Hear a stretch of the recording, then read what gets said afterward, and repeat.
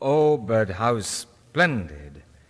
This is the 4th time you've received me standing. If I ever receive you from my sofa again, you may put it down to my bad manners and nothing else. I will, with all my heart I will.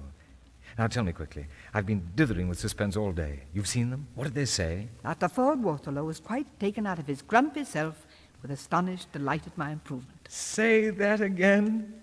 Must I, the whole sentence? I should like to see it in letters of fire burning at me from each of these 4 walls. This is the best moment I've had since I got your note giving me permission to call on you. How many years ago was that? 3 months. Absurd. We've always been friends. I've known you a lifetime and over. And Italy?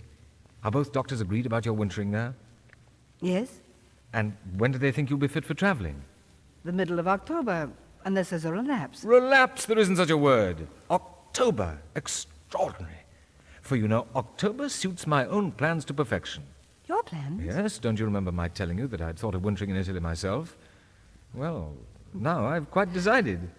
May I call on you often in Italy? Where do you intend to stay? Why are you laughing? In Italy, I'm afraid you'll need 7 league boots when you call on me. What do you mean? I shall be at 50 Wimpole Street next winter. Here? Yes. But didn't you tell me that both doctors were agreed? Doctors may propose, but the decision rests elsewhere. Your father? Yes. But didn't the doctors make it clear to him that this move of yours may mean all the difference between life and It's death? so hard to explain to someone who doesn't understand all the circumstances. You see, Papa is very devoted to me. Devoted? Very devoted. Miss Barrett, may I speak plainly? You think you better. You see, you don't understand all the circumstances. All right, very well. I'll say nothing. You tell me I don't understand. You're quite right, I don't. I don't understand a devotion that demands favors as if they were rights. A devotion that grudges you any ray of light and glimpse of happiness and doesn't even stop at risking your life to gratify its colossal selfishness. Devotion? Give me good, sound, honest hatred rather than devotion like that. Mr. Brownham is And all these months, even though you never once breathed a syllable of complaint, that other shadow deepening, and I've stood by and looked on and said nothing. Well, I've done with pretense from today on. It's not just your comfort and happiness which you take now, it's your very life. And I forbid you to play with your life. And I have the right to forbid you. From the moment our eyes met as I passed that door, I've loved you. And I shall love you to the end and beyond. You know that. You've always known. Yes. I've always known. And now, for pity's sake, leave me. No. Let me go, leave me. We must never see each other again. I shall never let you go. I shall never leave you. Oh, Elizabeth, Elizabeth, my darling. Oh, Robert. I love you. I love you. I love you. And yet you ask me to take my marching orders and go out of your life? Yes, Robert, for what have I to give you? I've so little of all that love asks for. I've no beauty, no health, and I'm no longer young. I love you. I could have laughed when Dr. Chambers said I'd cured myself by wanting to live. He was right. Oh, he was right. I wanted to live. Eagerly, desperately, passionately. And all because life meant you. The sight of your face. The sound of your voice. The touch of your hand. Oh, so much more than that. Because of you, the air was once more sweet to breathe, and all the world was good and green again. And with those words singing in my ears, I'm to turn my back on you and go? I love you, and I want you for my wife. I can't marry you. How? I can never marry you. No. Don't speak.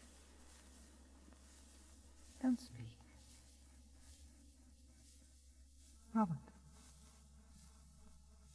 if we were to say goodbye today, we'd have nothing but beautiful memories of each other to last to the end of our lives. We should be unhappy, but there are many kinds of unhappiness. Our ours would be the unhappiness of those who put love away from them for the sake of love. Is it you who are speaking? What do you mean? I don't know you.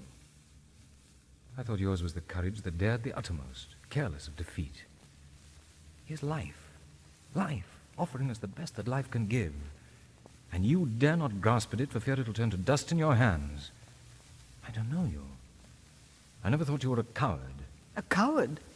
I? Yes. Yes, I am a coward. But it's not for myself, I'm afraid. Oh, I know that, my But you're darling. a fighter. You were born for victory and triumph. If disaster came to you through me... Yes, a fighter, but I'm sick of fighting alone. I need a comrade at arms to fight beside me.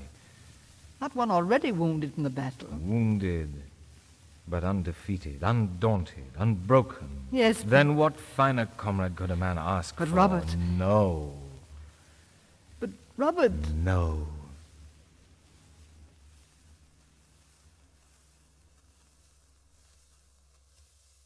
My love. Oh, Robert. You look tired, sweetheart. What's the matter, Bar? Nothing? Has your father returned? No. We expect him today. Those talking eyes of yours give you hopelessly away. Something has gone wrong. What is it? You must tell me. Read that letter on the mantelpiece, Robert. From your father? Yes. This is to let you know that we shall be leaving London on Monday the 22nd of this month. I've taken a furnished house in Surrey, some 20 miles from the nearest railway station.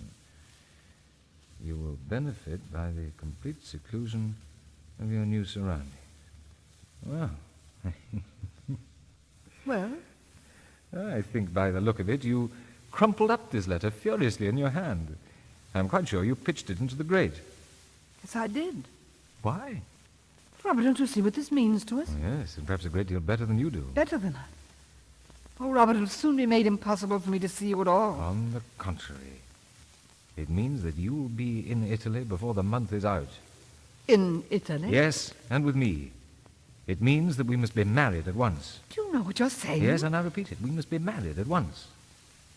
What you say is madness. I can't marry you. I can never marry you. Can and you shall. You will marry me if I have to carry you out of this house and up to the altar.